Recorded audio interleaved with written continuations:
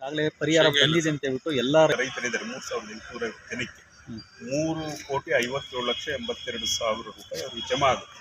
ಈ ಒಂದು ವಾರದಲ್ಲೇ ಬಿಡುಗಡೆ ಆಗುತ್ತೆ. ಶೇಂಗಾಗೆ ಸಂಬಂಧಪಟ್ಟ ಹಾಗೆ ಇತರೆ ಬೆಳೆಗಳು, ಮುಂಗಾರಿನ ಇತರೆ ಬೆಳೆಗಳಿಗೆ ಸಂಬಂಧಪಟ್ಟ ಹಾಗೆ ಅದು ಬಹುಶಃ 8-10 ದಿನಗಳ ಒಳಗೆ ಇದನ್ನು ಸಹ ಇತ್ಯರ್ಥ ಆಗ್ತಕ್ಕಂಥದ್ದಿದೆ. ಅದು ಮಧ್ಯಂತರ ಅಲ್ಲ, ಬೆಳೆ ಕಟಾವು ಪ್ರಯೋಗಗಳನ್ನು ಆಧರಿಸಿ ಇಳುವರಿಯ ಕೊರತೆ ಏನಿದೆ ಅದಕ್ಕೆ ಪೂರಕವಾಗಿ ಬೆಳೆ ವಿಮೆ ಇತ್ಯರ್ಥ ಆಗ್ತಕ್ಕಂಥದ್ದಿದೆ. ಅದನ್ನು ಸಹ ಬಹುಶಃ 8-10 ದಿನಗಳ ಏನಾದರೂ ಹಾಕಿದ್ರಿಲ್ಲ. ಅದಿನ್ನು ಇಲ್ಲಿ ಯಾವುದೇ ರೀತಿಯ ಆತಂಕ ಪಡುವ ಅವಶ್ಯಕತೆ ಇಲ್ಲ. ಯಾಕೆಂತಂದರೆ ಕರ್ನಾಟಕ ರಾಜ್ಯ ಇಡೀ ದೇಶಕ್ಕೆ ಮಾದರಿಯಾಗಿ ಕರ್ನಾಟಕ ರೈತ ಸುರಕ್ಷಾ ಪ್ರಧಾನಮಂತ್ರಿ ಫಸಲ್ ಬಿಮಾ ಯೋಜನೆಯನ್ನು ಅನುಷ್ಠಾನ ಮಾಡ್ತಕ್ಕಂಥದ್ದು 2016ರಲ್ಲಿ ಮಾದರಿಯಾಗಿಯೇ ಇಡೀ ದೇಶಕ್ಕೆ ಮಾದರಿಯಾಗಿಯೇ ಮಾಡಿರ್ತಕ್ಕಂಥದ್ದಿದೆ.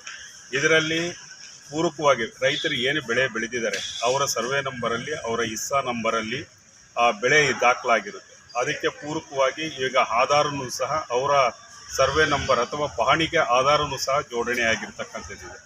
ಈ